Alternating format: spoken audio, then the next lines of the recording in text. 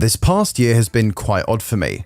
I didn't really get a chance to play many of the newest games since I just didn't have the money, and to be honest, a lot of the ones I did play were fortunately really good, though there were quite a few bad apples in the bunch. Though from what I remember of this year, there has been an abundance of disappointing and mediocre titles that I luckily missed, except you want to couple that with the boost in popularity for trends such as loot crates and microtransactions? Well, that's made 2017 the year that I'm happy to see finally end. So, in this somewhat short list, I'll be skimming over a few games that I thought were either quite bad or at the very least just somewhat disappointing. Though please keep in mind, what I'm about to say is just my opinion, so try not to get your panties in a twist. With that said, thanks for understanding and I hope you enjoy the video. Let's start with an obvious one. Star Wars Battlefront 2. This must be the biggest mishap to ever occur in our galaxy, because this game is just disappointing on so many bloody levels. Now, I do have to say that I did get this game for free from a friend who works at EA, but she had nothing to do with this game, though I truly feel sorry for anyone who paid more than £30 for this game. First of all, the single player is just terrible. Before this game was released, there was a lot of hype being built up by the developers for the story and how this game is going to bridge the gap between Return of the Jedi and the newer trilogy of films, except it was going to be from the Empire's perspective. For a Star Wars guy like me, that sounded fantastic. For years, we've always had to play as the rebels, the good guys, and so on. Then I found out the story is being co-written by Walt Williams, who's famous for being the main writer on Spec Ops: The Line, which is a game, I'll be honest, I never finished, but I really did enjoy and should probably get back to. But then something bad happened. Then a thought popped up in my mind. I asked myself, what is the most cliche plot twist they can go for? And then it all clicked. Months before the game was released, I had realized that the main character is most likely going to eventually switch over to the rebel side sometime during the campaign. I really hoped this wasn't going to be the case, and then I noticed something else. Former IGN video game editor Mitch Dyer was also a co-writer for Battlefront 2, and by that point, and after everything else I've read about the game, I had lost all hope. No offense to Mitch or Walt, but the story on display in Battlefront 2 is just terrible, and my suspicions of the main character switching to the rebellion happened to be true. Only, 3 missions into the campaign does the ever so boring Iden Versio, the main protagonist, switch to the rebel side after having witnessed a terrible atrocity being committed by the Empire. Now, sorry to go off on a tangent, but if Iden Versio, a long-time commando for the Empire, just realized that she may be on the wrong side of things now, well, she must be a goddamn fool. How ignorant of a character can you create to have someone suddenly realize that the Empire does bad things without having paid any attention to what they have done in the past? Is Iden, or Iden Verso, is it Iden or Iden? No, it's Iden. Right. We're going to keep this in anyways. I'm not bothered to edit the audio. But is Iden that thick in the head to only figure this all out now? I mean, bloody hell, it's a friggin' mess. Also, the main campaign is only, 5 hours long? With the Resurrection campaign DLC being even shorter and less impressive than the main campaign. If you love good Star Wars stories, such as the ones found in Knights of the Old Republic or the Jedi Knight series, then give this game a miss, because the campaign is, well, it's shit. Then you have the multiplayer, which is actually pretty fun. I've put quite a few hours into the multiplayer, but it's just bogged down in a terrible progression system.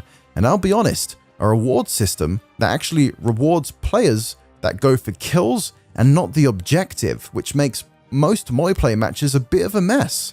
It's honestly a shame. One thing this game did do right is the fact that it shined a spotlight on EA for their predatory practices and the fact that loot boxes are truly a cancer among the gaming community. Good job, EA. You've fucked up big time.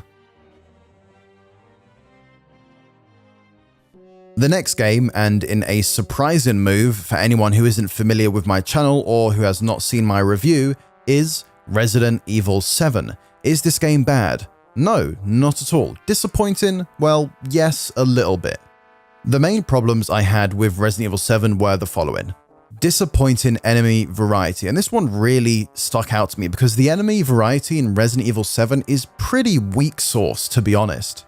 You could count the number of different enemies there were in the game with like, what, a single hand? I think it's been a while since I last played the game, and I'll be honest, I'm not up for completing it for the 7th time because seriously, I think I've finished that game like 6 times already.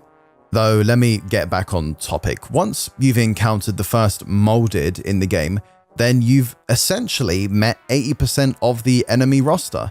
I believe there's the default molded, the fat version, which takes a lot of bullets to put down, and then the fast, walking on all fours version. I'm pretty sure that's it from what I can remember. As I neared the end of the game, I really did think it was going to get better, but it just kind of didn't, and then Resident Evil 7 decides to turn into this weird, sloppy, wannabe first-person corridor shooter that just felt a bit awkward and a little bit boring compared to the first half of the game. Then you have the boss battles, and really there was only like, what, 2, I think? The first encounter with Jack while you're in the garage, and then your battle with Marguerite in the greenhouse type area. To me, those were honestly the only boss battles in the game, since the final fight with Jack is laughably bad, and the final boss fight with Evelyn, if that's her name from what I remember, is just terrible.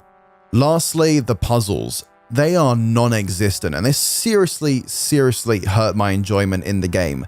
And you know, I would love to hear someone try and defend the puzzles in RE7, because all of them, but maybe one, are just insulting. And that one puzzle that isn't quite insulting, well, it's actually fairly easy. Only a 5-year-old, I can imagine, would have issues completing the fill-in-the-blank light puzzles in this game. It's bloody crazy how they messed the puzzles in the game up. It's bloody crazy, that's all I can say. Though, if you want to know more about what I actually thought of Resident Evil 7, then feel free to watch my review. I'm sure I'll link it somewhere or have a card pop up on screen, whatever they're called. I don't know, I'm not good at this stuff. Anyways, time for the next game. Let's continue on the horror trend and briefly talk about The Evil Within. This is a really boring mashup of Dead Rising 4 and Silent Hill Homecoming 2. Now, I was looking forward to this game. I enjoyed the flawed, frustrating yet somewhat fun first game, but this game, no. Gunplay felt pretty crap. The way Sebastian moves just doesn't feel human, and the way stealth is handled is just boring. It felt like I was playing the remake of Thief or something terrible like that. From what I had played, it was quite glitchy, and the AI was fairly stupid too. Also, I feel like the original game just looked better in near enough all visual aspects. This game has a really cheap look and feel to it, and the enemies just look like generic zombies, of which I can't imagine anyone being scared of.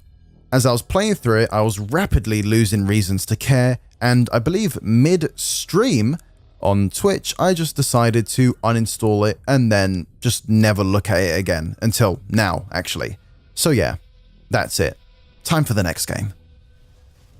Alright, time for the last horror game on this list, and yes, that is a promise, Outlast 2. I'm going to keep this one brief, but Outlast 2 is as generic and stereotypical you can get when it comes to horror games. I enjoyed the first game because it kind of came out at the right time for me. It was a nice blend of Haunted Mansion horror and fun, but this game just fucking sucked, and it's a shame because I like to think it had some promise before release. But it really just is an onslaught of chase scene after chase scene and terrible encounters with a poor story and just terrible games design.